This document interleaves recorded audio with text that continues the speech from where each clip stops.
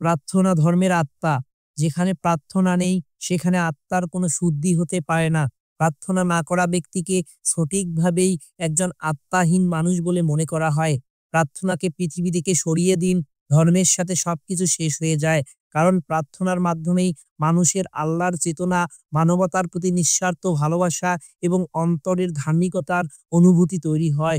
অতএব প্রার্থনা হলো ধর্মের প্রথম, সর্বোচ্চ এবং সবচেয়ে গম্ভীর ঘটনা এবং প্রকাশ। যেভাবে প্রার্থনা করা হয় এবং তাতে যে শব্দগুলি আবৃত্তি করা হয় তা ধর্মের প্রকৃত স্বরূপ ব্যাখ্যা করে, যার অর্থ হলো প্রভুর সাথে মানুষের যোগাযোগের প্রকাশ। ইসলামের নামাজ সংক্ষেপে ইসলামের শিক্ষা প্রদান করে।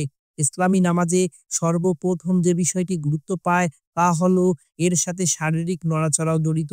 এর অর্থ হলো ইসলাম কেবল আত্মাকেই আধ্যাত্মিক উচ্চতায় উন্নীত করে না, বরং মানুষের দেহকেও আল্লাহর চেতনায় আলোয় আলোকিত করে।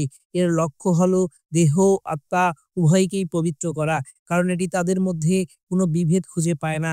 ইসলাম দেহ ও আত্মাকে একে অপরের বিপরীত দুটি ভিন্ন সত্তা হিসেবে বিবেচনা করে না, অথবা দেহকে আত্মার কারিগর হিসেবে বিবেচনা করে না।